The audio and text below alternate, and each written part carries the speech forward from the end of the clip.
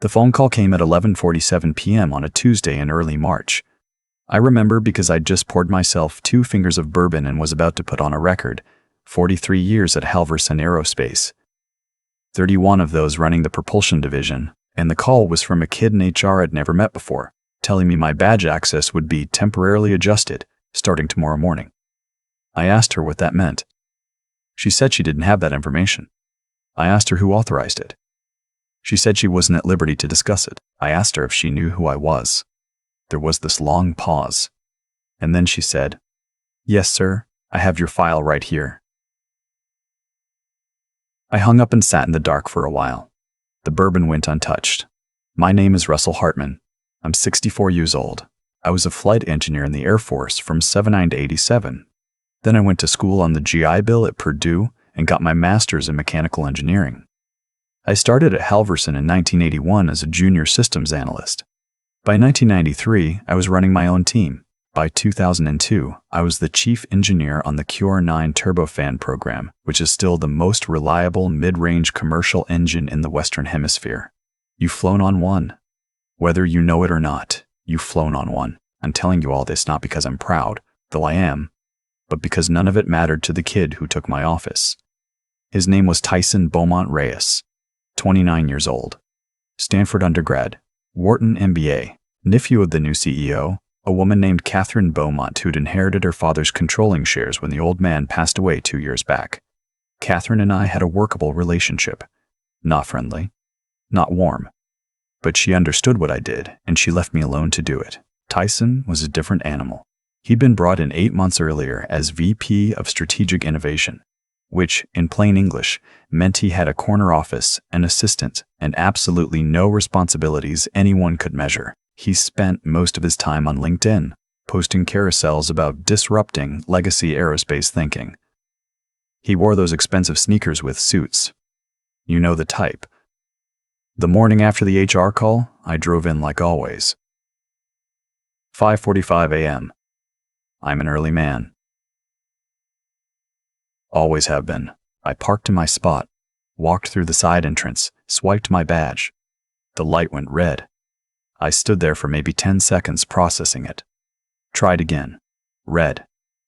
Then I noticed the security guard, a guy named Mike Wozniak I'd known for 19 years, walking over slowly with his eyes on the ground. "Mr. Hartman, they told me to escort you to conference room B." Mike wouldn't look at me. That's how I knew it was bad.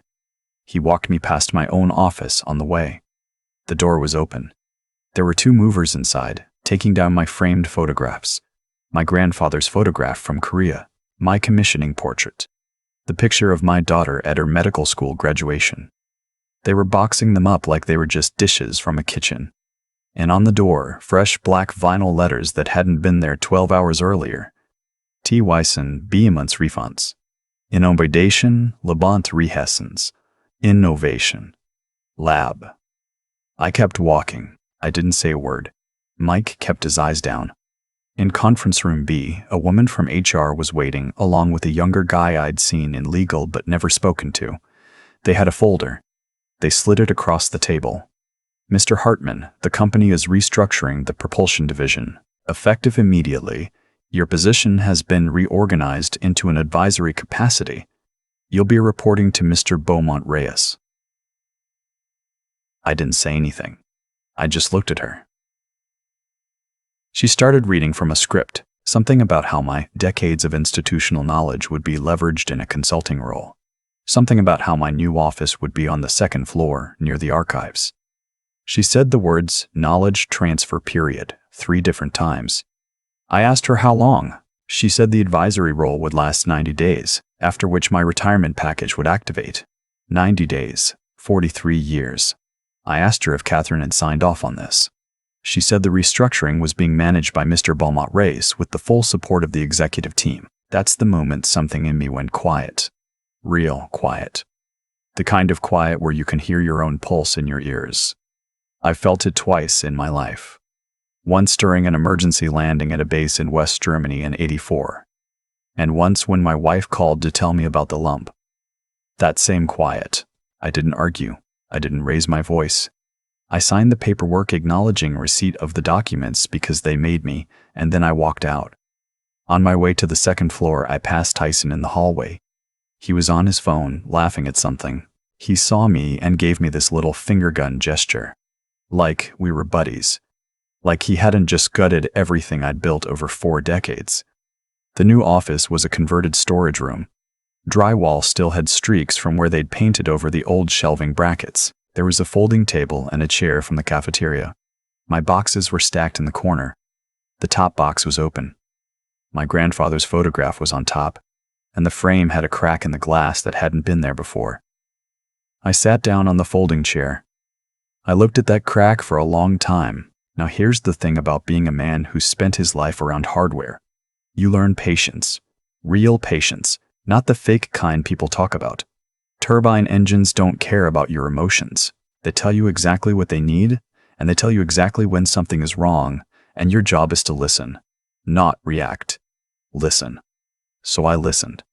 For the first week of my advisory role, I came in at the same time. 5:45 a.m. I sat at that folding table. I drank coffee from a thermos because they hadn't given me access to the engineering kitchen anymore. I read whatever paperwork they sent down to me, which wasn't much.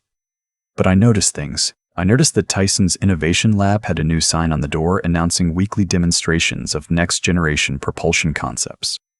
I noticed that he'd hired 3 new innovation associates, all of them under 30, none of them with engineering backgrounds. I noticed that the QR9 production schedule had been quietly shifted to accommodate something called Project Lumina, which I'd never heard of. I noticed that the maintenance records in the secure archive room, which happened to be 3 doors down from my new office, were being accessed at odd hours, specifically at 2 a.m. by someone using guest credentials.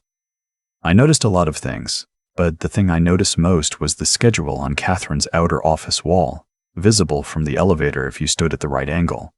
3 letters in red on the 3rd week of April, DOT, Department of Transportation, specifically the FAA recertification audit for the QR9 platform, which happens every 5 years and which determines whether the engine can continue to be sold to commercial carriers.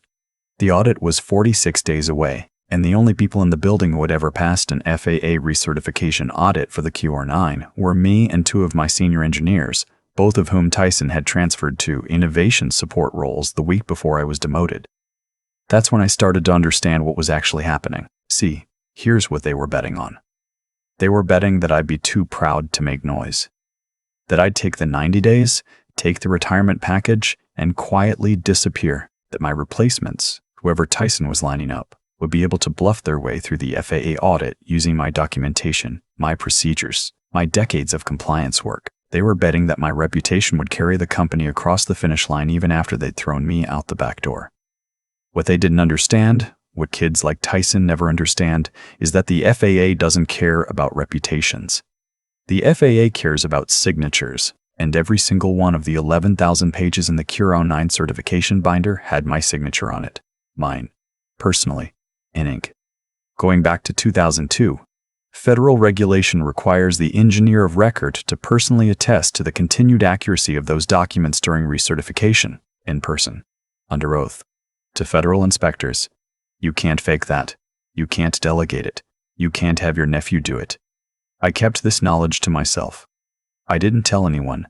I just kept showing up at 5:45, drinking my thermos coffee, and waiting. In the second week, I started taking longer walks through the building during lunch.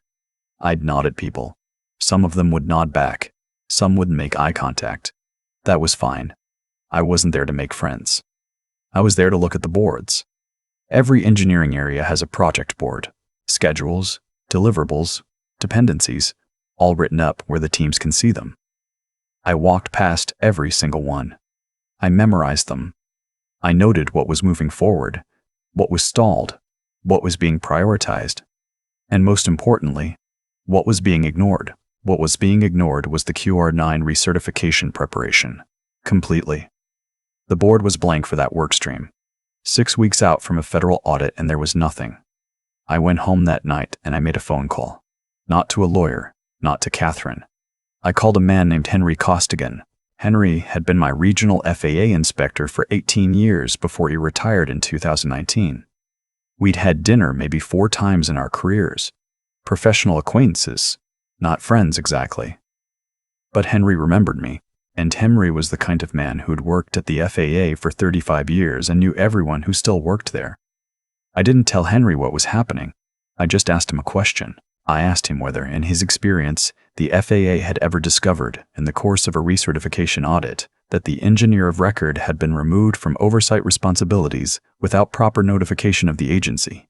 Henry was quiet for a moment. Then he said, "Russell, that would be a very serious problem."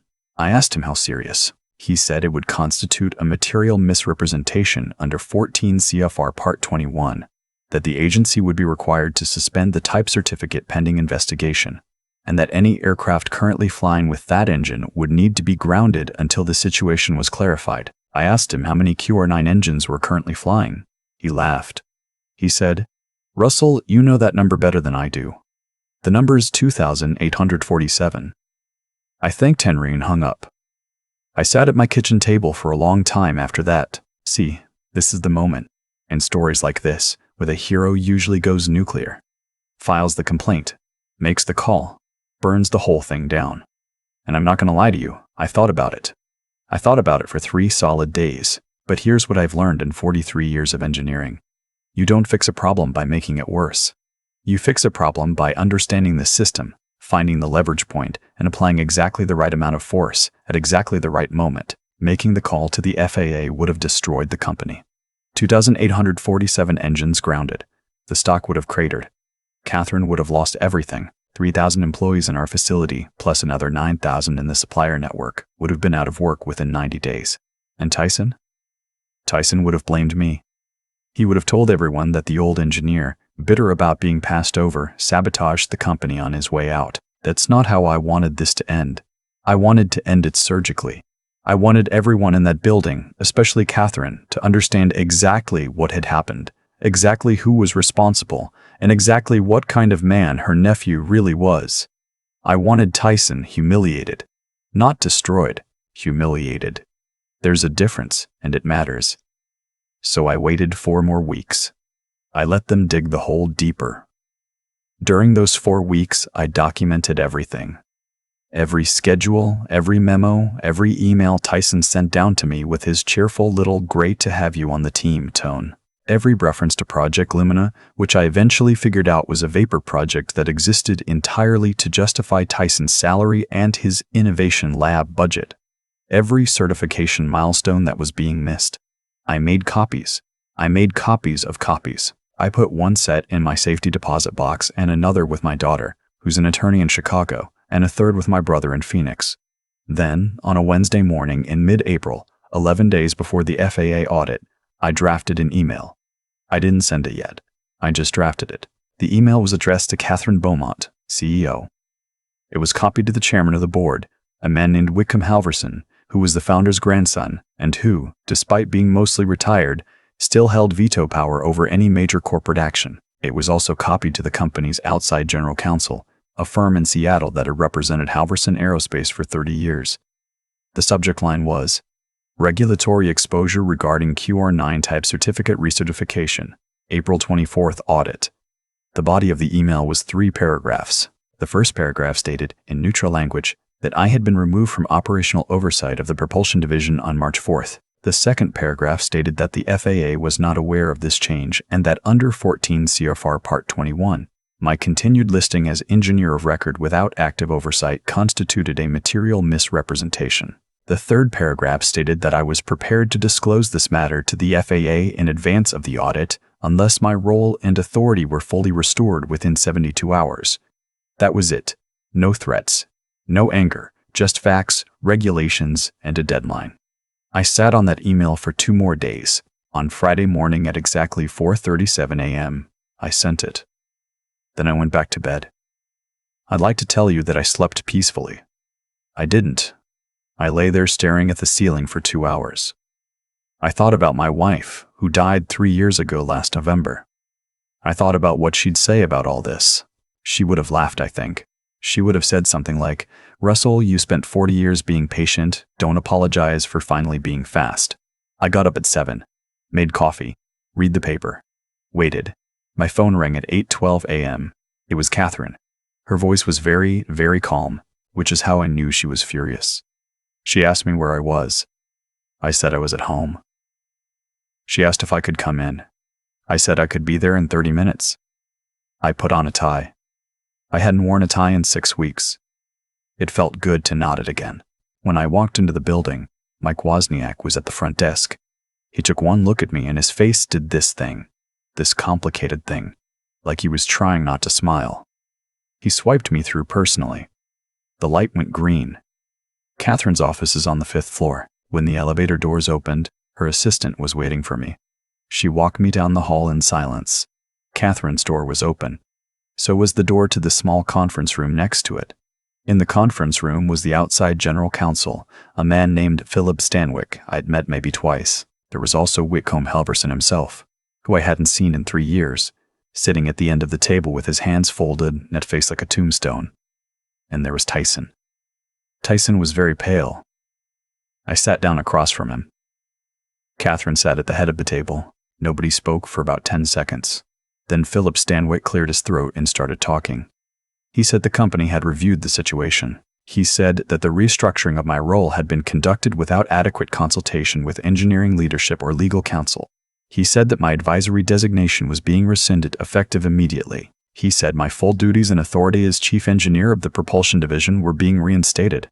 He kept talking. There was something about a bonus. There was something about apology letter. There was something about an apology letter. There was something about a board resolution. I wasn't really listening. I was watching Tyson. Tyson was looking at the table. His Stanford ring was tapping against the wood, very lightly, very fast. I don't think he knew he was doing it. I waited until Philip finished. Then I looked at Catherine. I said, "There's a few more things." Catherine nodded. I said, "First, the personnel transfers in the propulsion division need to be reversed, all of them, effective today." She nodded again. I said, "Second, Project Lumina needs to be wound down. There's no engineering basis for it. The budget that's been allocated should be redirected to the QR9 platform support." She nodded a third time.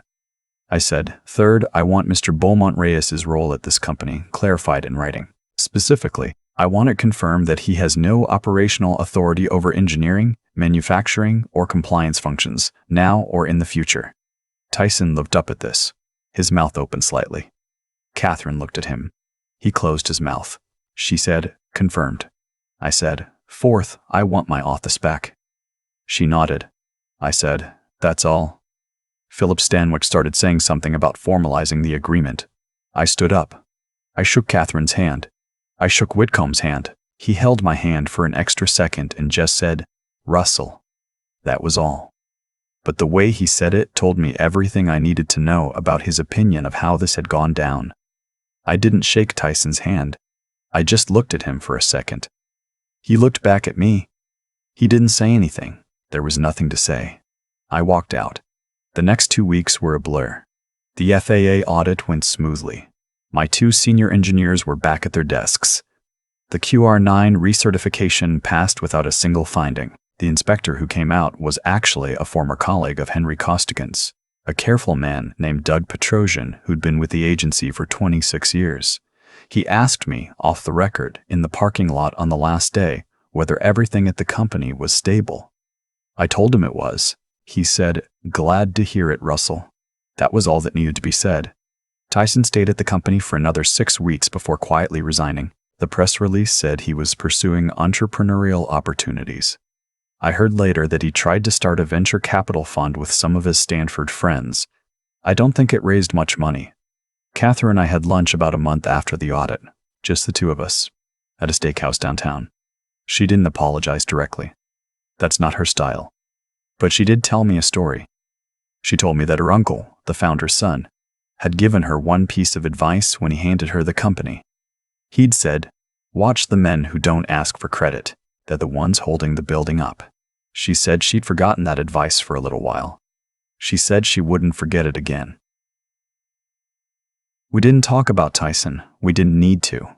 I retired 18 months later, on my own terms, on my own timeline, with a proper send-off in the engineering hangar where most of my career had happened. There were maybe 300 people there. Engineers, machinists, technicians, foremen. People I'd worked with for 30 years. People I'd hired straight out of school who were now department heads themselves. Whitcomb Halverson gave a short speech. He talked about the QR9 platform. He talked about reliability and patience and what he called the quiet kind of excellence. He never mentioned Tyson. He didn't have to. At the end of the night, my grandson, who's 11, asked me what I was most proud of from my career. I thought about it for a while. He was waiting, looking up at me with that serious face he gets sometimes. I told him this. I told him that the proudest moment of my career wasn't a design or a certification or any of the engines I'd built. The proudest moment, I said, was the morning of April 24th, when 23 federal inspectors walked into my facility and conducted the most thorough audit in our company's history, and when they walked out, every single one of those 11,000 pages was clean. Not because of luck, not because of my reputation, because the work had been done right for 43 years by people who cared, with me as their engineer of record. I told him that you can take a man's office, you can take his title, you can put your name on his door and make him sit at a folding table in a storage room. But you can't take what he built, and you can't take his signature, and you can't take the trust that the world places in his work. That's the only thing in this life that's really yours. My grandson nodded slowly. He didn't say anything. But I think he understood. I think he understood just fine. I think about that morning a lot. The folding chair, the thermos coffee, the cracked glass on my grandfather's photograph. And I think about the choice I made in that storage room, sitting there with my hands flat on a cheap plywood table, because that choice was the whole story. Not the email, not the audit, the choice. Anger would have been easy. Anger would have felt good for about 48 hours.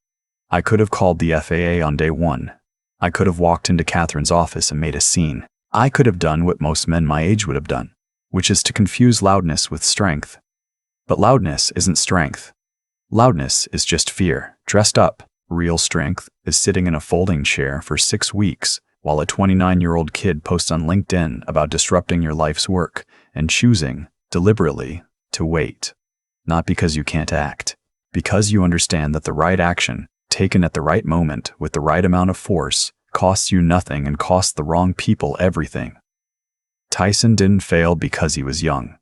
He failed because he never bothered to learn how the building actually stood up. He thought the building was the corner office and the title and the sneakers. He didn't understand that the building was the 11,000 pages of signed documentation in the archive room, and the 2 senior engineers he'd transferred out, and the FAA inspector who'd worked with me for 18 years. He didn't understand any of it because he'd never done the work of understanding anything. That's the lesson I'd want my grandson to take if he takes only one thing. The world rewards people who do the slow work, not always immediately, sometimes not for decades, but eventually, the system always tells you the truth. Patience isn't weakness. Patience is leverage that hasn't been spent yet. I'd also tell him this. Be honorable in the moment of victory. When I sat across from Tyson in that conference room, I could have said anything. I could have humiliated him. I could have made him cry, probably. But I didn't, because the goal was never to break him. The goal was to make sure he understood what he'd done so that maybe, somewhere down the road, he'd become a better man because of it. I don't know if he did. That's not my concern. My concern was to act in a way I could look at in the mirror for the rest of my life. Build something real. Sign your name to your work. Treat the people below you the way you'd want to be treated when you're the one at the folding table. And when someone tries to take what you've built, don't shout. Don't beg. Just remember that the truth is the most patient force in this world, and it always, always gets where it's going. That's the only inheritance worth leaving anyone.